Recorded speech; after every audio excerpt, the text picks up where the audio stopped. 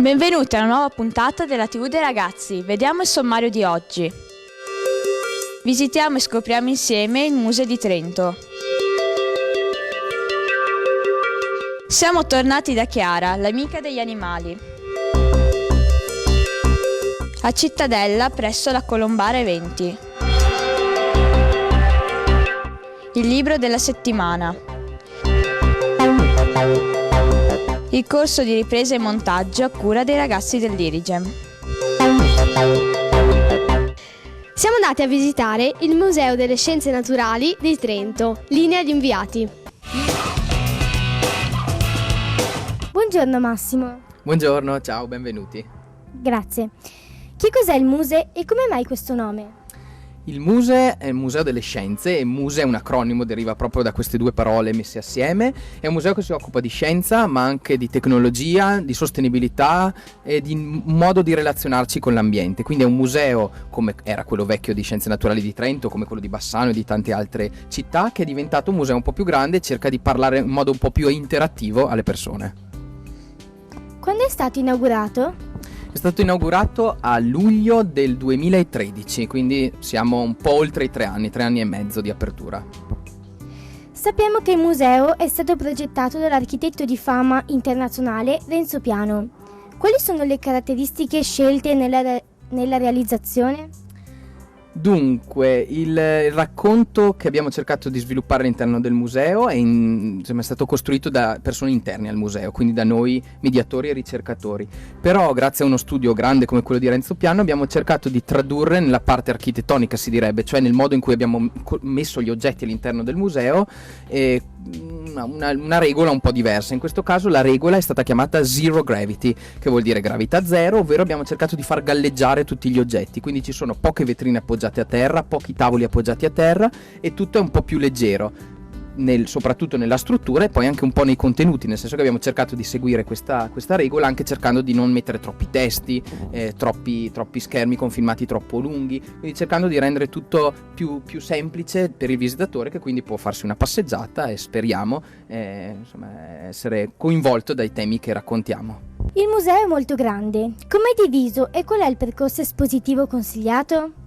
È diviso in 5 piani e il percorso consigliato parte dall'alto. Adesso ci troviamo al 4º piano del museo, nella parte più alta. In realtà sopra di noi c'è una terrazza che permette di vedere la città di Trento e poi da questo punto si consiglia di scendere, quindi arrivando al piano 0 bisogna salire al 4º piano o con l'ascensore o con le scale e poi iniziare questa discesa dal 4º a scendere, e l'idea è quella di ripercorrere metaforicamente, diciamo, il viaggio che fa una goccia d'acqua. Quindi ci immaginiamo di essere all'interno di questo ghiacciaio che abbiamo dietro le nostre spalle, il ghiacciaio fonde e l'acqua comincia a scorrere sui versanti di una montagna fino alla pianura, e anche il visitatore fa più o meno lo stesso viaggio, quindi incontrando i vari ambienti, dalla montagna di alta quota ai prati, boschi di alta quota, poi le aree più rocciose verso il fondovalle e infine il fondo della valle. L'ultimissimo piano è il piano -1, che è interrato, e ci immaginiamo di scendere all'interno della terra e quindi di incontrare i fossili e le rocce che stanno all'interno della terra e parlare di questi argomenti.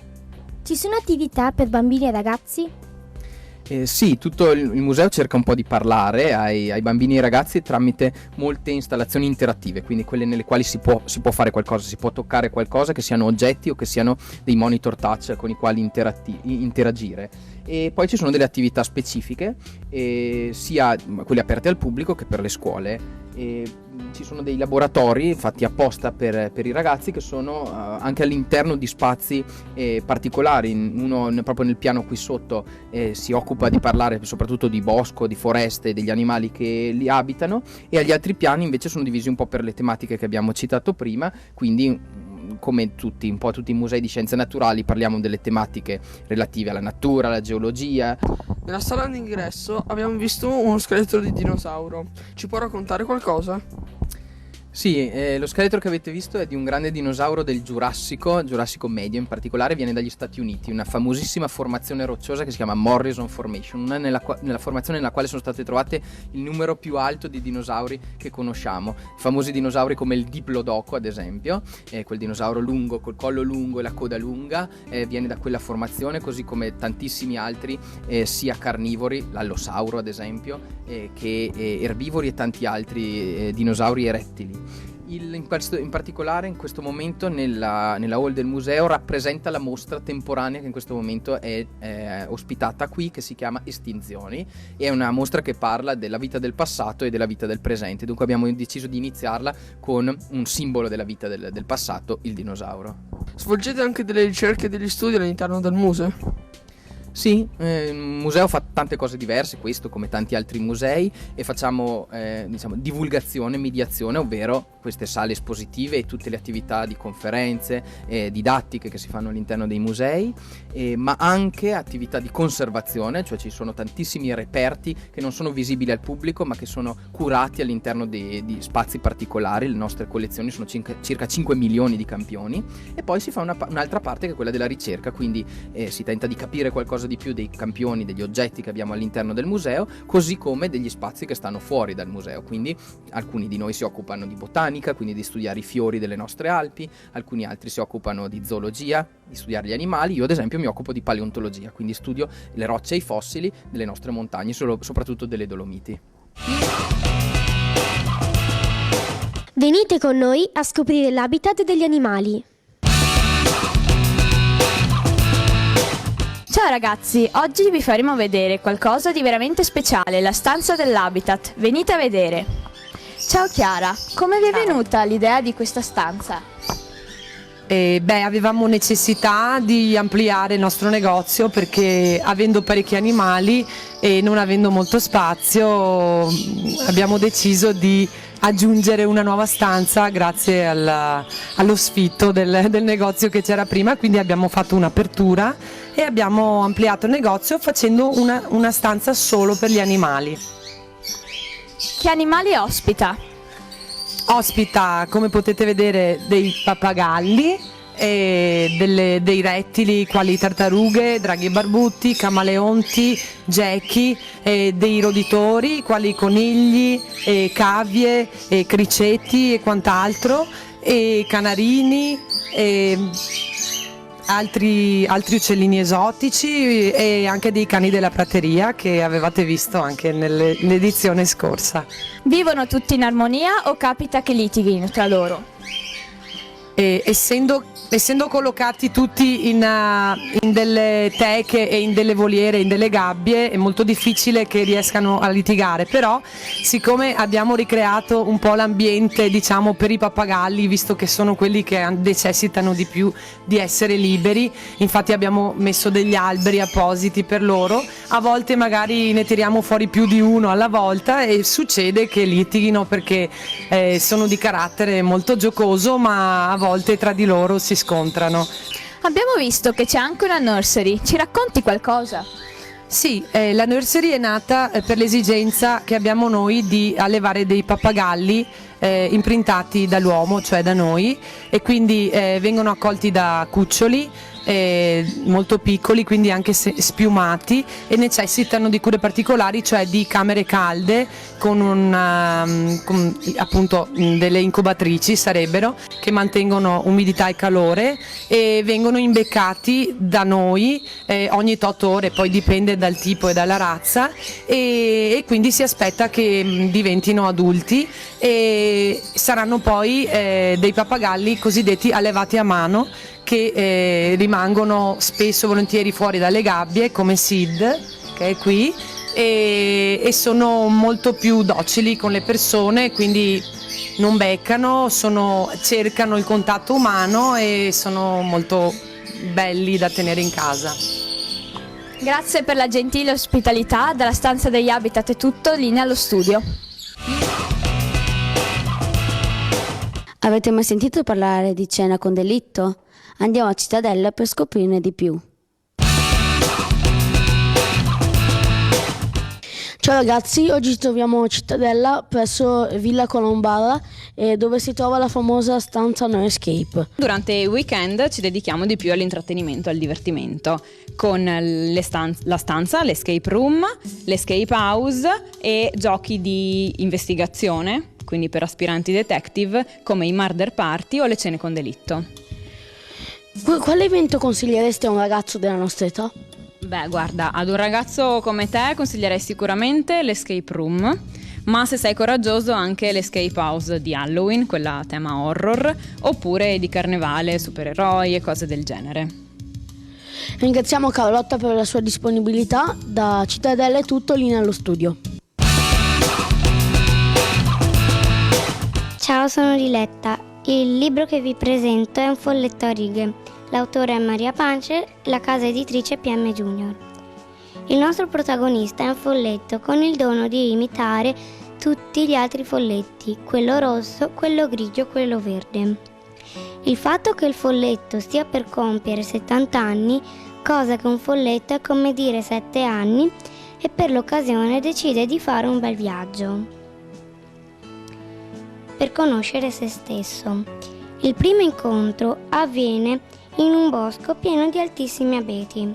Il folletto si sente piccolissimo e poi scopre 3 formiche che si lamentano di non farsi schiacciare e che lo invidiano come un essere gigantesco. E qui sta il problema. Il nostro folletto a righe è piccolissimo o gigantesco? Lo scoprirete solo leggendo questo bel libro ricco di fantasia e comicità. Il fatto meraviglioso di questa fiaba è che le prove a cui si sottopone il folletto sono prove di coscienza e autocoscienza. Spesso possiamo scoprirci piccoli, ma rispetto a qualcun altro più piccolo ci sentiamo assai grandi. Questo libro mi ha fatto capire che prima di prendere delle decisioni o fare delle scelte definitive importanti, occorre riflettere e ascoltare i pareri degli altri. Mi è piaciuto moltissimo e lo consiglio ai ragazzi da partire dagli 8 anni in su. 4 ragazzi dell'Irigem hanno insegnato ai ragazzi delle scuole medie delle tecniche di ripresa e di montaggio. Siamo qui con Camilla, Marianna, Eric e Nicolò, i ragazzi che per 4 lunedì ci hanno seguito in un corso di ripresa e montaggio.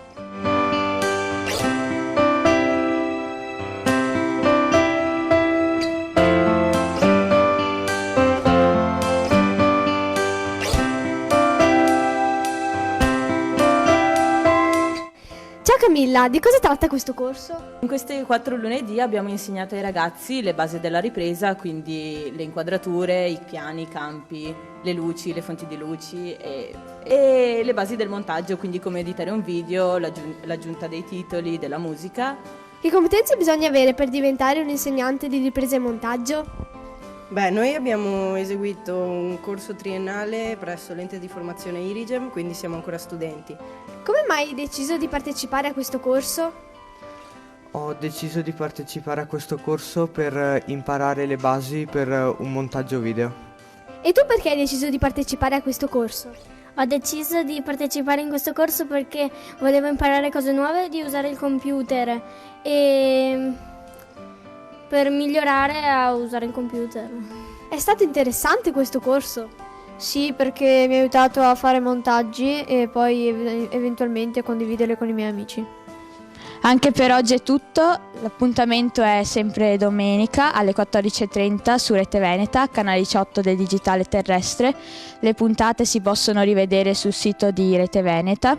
Se avete idee o curiosità scriveteci agli indirizzi che vedete in sovraimpressione. Seguiteci anche su Facebook. Ciao!